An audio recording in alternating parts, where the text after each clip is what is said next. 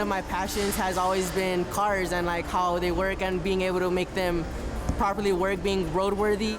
El Paso Community College, and they have an amazing facility here. I mean, like, this is our brand new facility, and like we have so much extra things. It makes learning a lot more fun, and I was just happy to come here.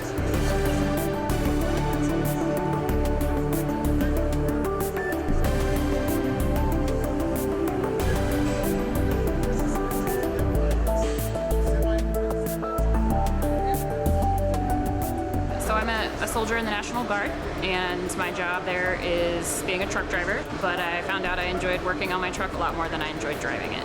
So it's been a really good learning environment. The facility is great, so we're getting really hands-on job training. My classmates have been really accepting of me. I am the only female in the program, so that's been great. I appreciate them for that.